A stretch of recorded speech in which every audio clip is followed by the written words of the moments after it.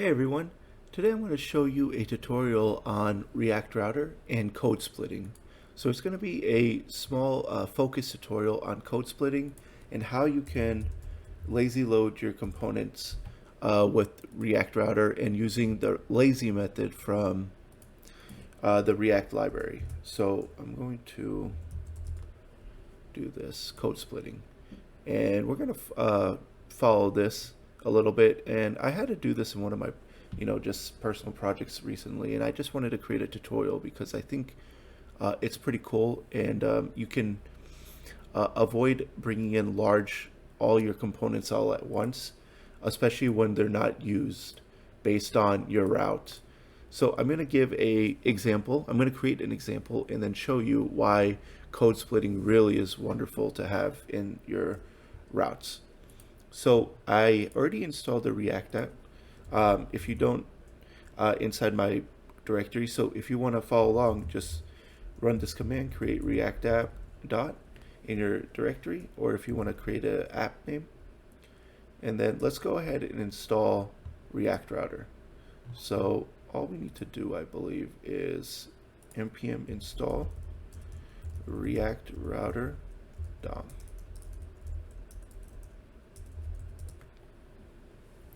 And my example is going to be pretty basic, but I think you should get the idea from it. So it's just going to be a simple login form and two types of users, an admin and employee. So if you log in as an employee, we're going to create an employee component and then also a admin component, and we're only going to render those components based on the route that we give here, based on the login that's selected. So I'm going to create some components that will kind of create the simple login form, and then we'll go from there. Cool, so now we have React Router installed. I basically deleted all the unnecessary things that come in with Create React App. So you guys might want to do that as well if you want. All right, so let's start with the main component. I'm going to create two more, admin.jsx and employee.jsx. Awesome. So now in our app, what we're going to do is we're going to set up our routes of which component we want to render based on the route that we have here. So let's just start with rendering the main component. So first thing I'm going to do here is I'm going to import from React Router DOM, and I'm just going to have browser router, route, and switch. Okay. Now here, the first one will be browser router. Okay. Inside there, we're going to have a switch. So inside the switch, we will have a bunch of routes. So right now we'll just have one, and we're going to say exact, give it a path of /. So it's just going to take the root name, which is localhost 3000, and it'll be like that, and that will match this route. All right, so then we're going to render the main component. So let's go ahead and import that.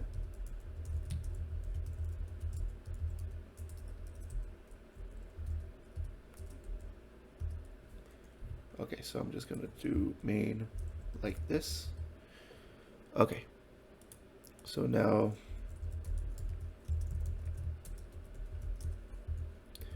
let's go ahead and export that. And let's go ahead and build our HTML.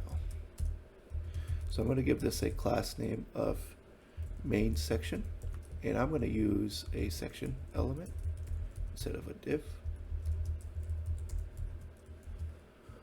Okay, cool. So now what we're going to do is create just like a basic form. So h3, let's just say login. Okay, and then I'll give some styling here so that it looks somewhat decent. And then we're going to create a select element, and then we'll just have some options here. Oh, no, it should be like this. And then we'll have an admin and then employee. Okay, and then I'm going to give this a value of admin, and this a value of employee. Okay, so we have that, and then I'm going to create I'm just going to have a div block so that it goes to the next row, and then I'm going to create a couple inputs. Oh, sorry, not class name. This will be like just a username password field, just to kind of mimic a form, login form. So this will be username, and then I'm just gonna copy that, and this will be password, and this will be password type, and then whoops, let's have a button. Okay, so we'll have a button here that will just say login, and also let's just call this login form. Okay, so now we need some state here based on the select. So I'm going to go ahead and import useState.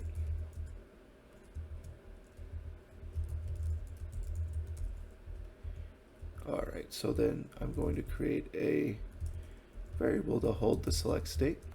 What is going on? Okay, and this will be default selected to admin. So we'll just say selected login type, maybe selected login option would be better. Set selected login option. Okay. Alright, so now what we need to do is let's go ahead and give some styling to this. So we have this class name. Let's add a class name here. Okay, so this is going to be main section. Let's call this select, login select. And then let's create a generic class. I just want to give a margin right to give some spacing. So we'll just say small or margin right. And then let's give some class here as well. So main section, login button. So let's go inside the index.css and let's give some styling here. So we're going to start with the main section. We're going to give this a width of 70% and just center it. And just push it down a little bit. So 10 pixels. Alright, and then we're going to add some styling to the select option. We're just going to push it down by 10 pixels, top and bottom. And then let's do the same thing for the login button. I'm just going to copy that. Oh, actually, you know what? I don't need to do that. Let's just do that here.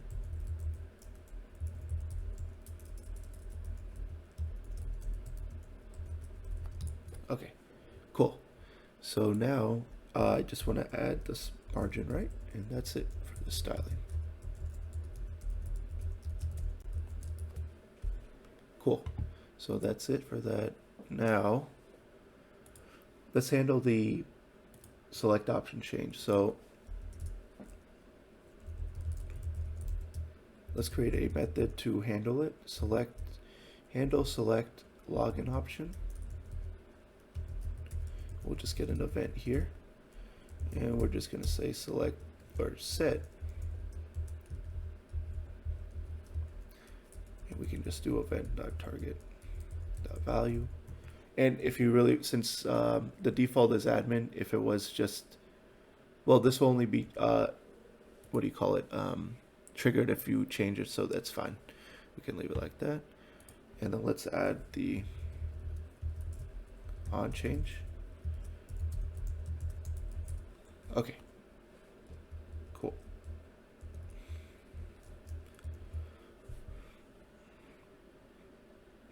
Okay, set selected login option.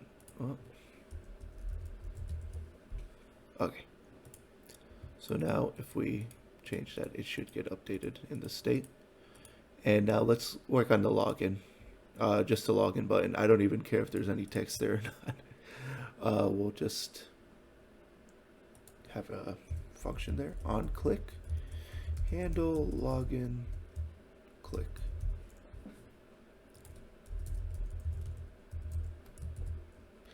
Handle, login, click. So what are we going to do inside here? We are going to, thinking is, let's just say you were, authenticating someone from the backend. You would probably get some kind of user, ID. So let's just pretend we get a user ID back, and that's how we keep authenticating that user. So we're just going to pretend we get an ID. So what we're going to do here is actually redirect the URL. So this is where lazy loading would come in. Right now, what we'll do is we'll say selected login option. We're going to use the redirect component from React Router DOM. React Router.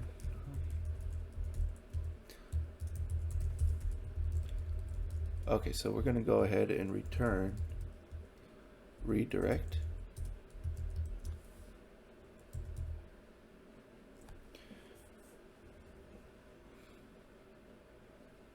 And this will just say, this will just take in 2. And we're going to push this so that this will be pushed to the history state so that whenever we press the back button, it will actually take you to the login form. This is just for this tutorial.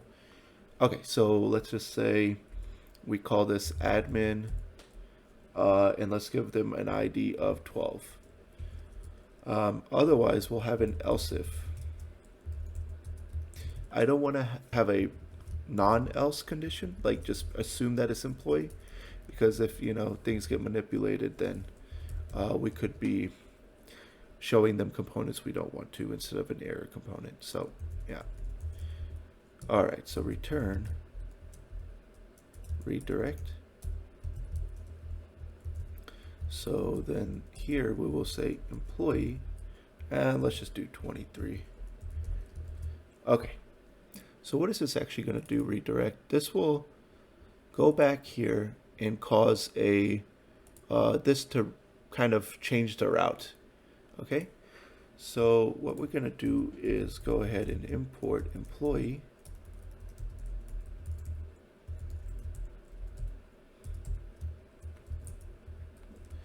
And let's also do admin.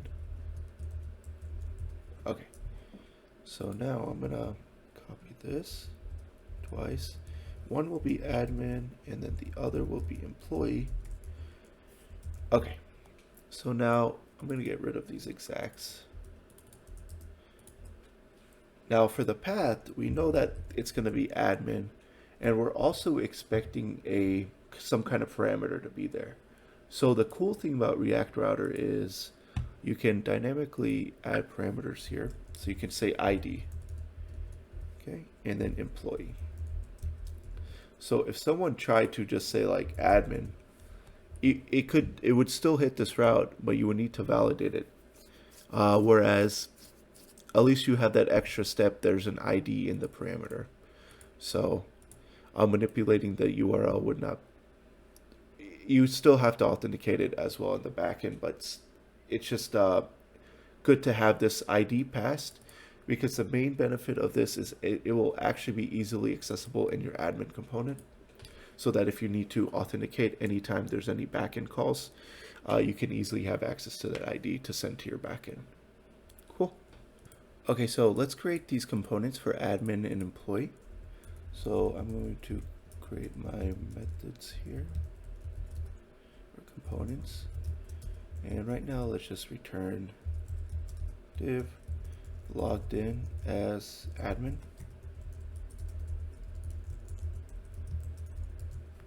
I'm just going to go ahead and copy this and paste that here, change this, logged in as employee.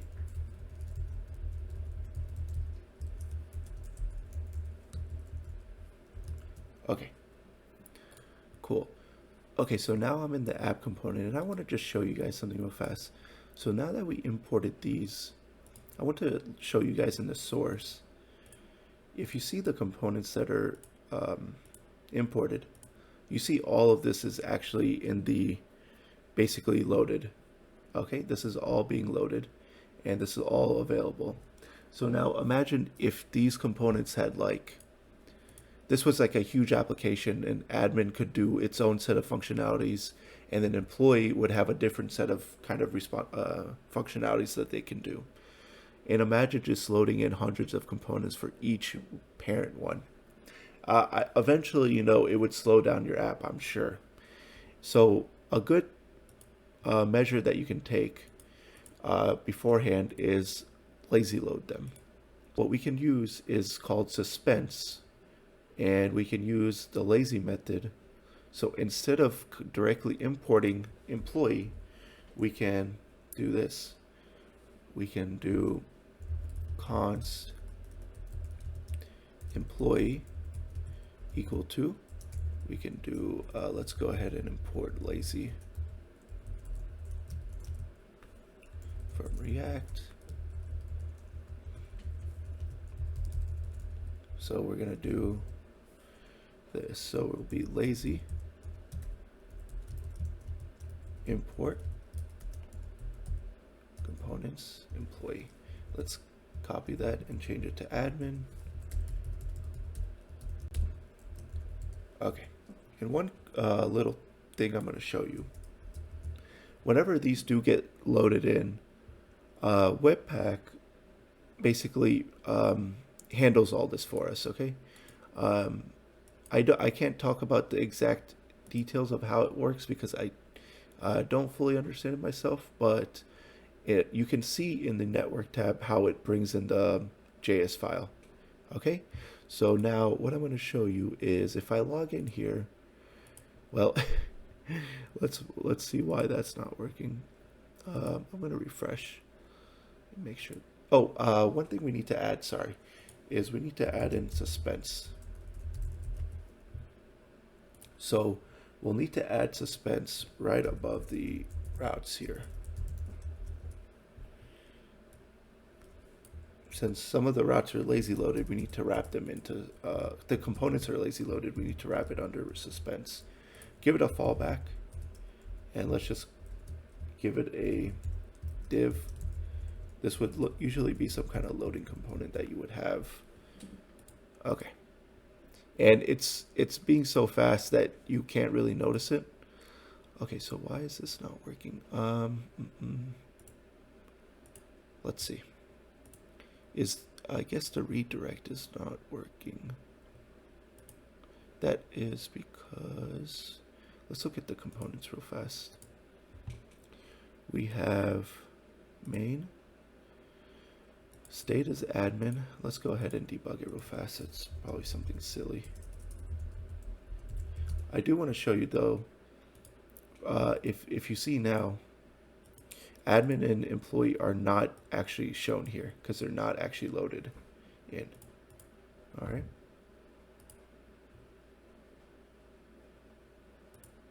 Okay, cool. So why is that not being rendered? Oh, you know why, guys? Okay, I completely understand why.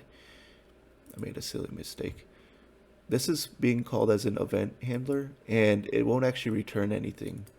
Sorry, it won't actually render something like this in the event handler, sorry. We need to have another state, okay? So redirect URL, set redirect URL.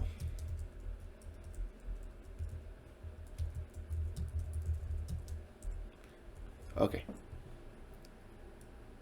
That's my bad. We will need to set the redirect URL. Sorry.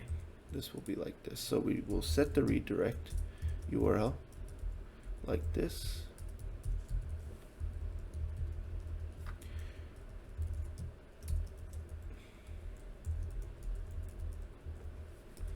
Okay, and then what we will do is have these if conditions, like selected login option, or sorry, if redirect URL Okay, if it's not empty, all we're going to do is return redirect. Whoops. Return redirect like this. Alright, 2. We're going to set this to the redirect URL and then push it to the state. Okay, cool. It should work now. Okay, awesome. So now if you see here, I'll probably need to do that again. Let me get rid of that. Okay, so now I'm logged in. Let's just say I'm going to log in as an employee. If you see here, it actually loaded in some script. So now if you go into the sources, you should be able to pull in employee. Okay, as you can see here. But if you wanted to see admin, should not be pulled in. Let's look at it from here because it could be loaded in. Oh, it could have been loaded in just because, one second, we logged in as both of previously. Let me just prove that once. Okay, so now if I go in here, admin should not be there. Cool. Awesome. Awesome, guys. So now employee is only rendered. Now, one thing I want to show you that's something that's really cool is in the props, there's a hook that React Router DOM will provide called use params, which is really resourceful in this case. So we said that we had an ID in the param, right? So whatever you have here in the parameters, this use param hook will actually extract that for us so that we don't have to do that ourselves. Which if you had to extract anything from this URL before, it's kind of a pain. And you kind of, since it's coming from the library, it's reliable. Whereas if a developer is implementing it themselves, it could be, it needs to be heavily tested, especially if it's like a complex URL with multiple parameters. So here we can say logged in as ID. We can just do like admin ID. And I'm going to do the same thing in the employee.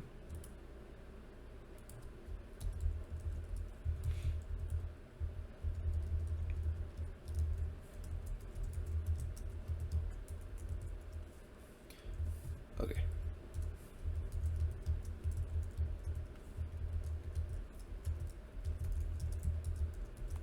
I really love this about the React Router, so it's really useful. Oh, okay, as you can see, it's already there. Let me go ahead and refresh that. So you can see it's able to pull in the ID for us. Perfect. So one thing I want to show you, the last thing I want to show you before we kind of conclude is if you ever want to see in your network tab how it's being, what script is being, loaded in, you can give a comment here.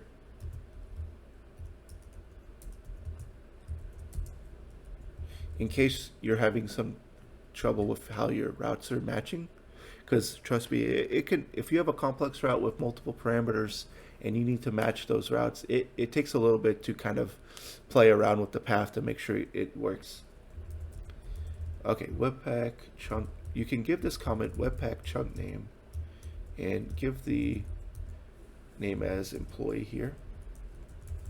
And what that will do is it will name in the network tab the script as employee in admin, and I will show you that. Well, it should. Okay, let's maybe refresh. Hold on, it should. Let me see if I misspelled something here. Oh, sorry. Yeah, we should have put it outside here. It needs to go right inside this lazy method. I'm sorry, guys, not inside the lazy method. It needs to go inside the import.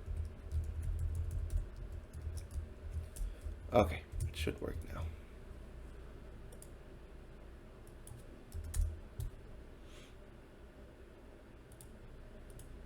Cool. So Webpack will name it as admin.chunk.js, or if you're an employee, as employee.chunk.js. I don't know what the actual use would be in production, but maybe it's good to use in your development environment just to debug. Not sure about that, guys, but I just wanted to show you. So yeah, that's really it. I hope that this made sense. Showed you guys how to implement lazy loading, or sorry, code splitting, which is the correct term, in your routes using React Lazy, and then using the suspense component, and then also how you can lazy load your scripts, basically your components. Now you'll never notice any performance in this example, but if you built a real application, I'm sure you would start to see some slowdown if you start having a lot of components being rendered inside of these parent ones. So yeah, guys, if this tutorial was useful for you, please do like this video. It'll help with spreading the video out to others, and please subscribe to the channel. I really appreciate you guys. Thank you guys so much for watching. See you next time. Bye bye.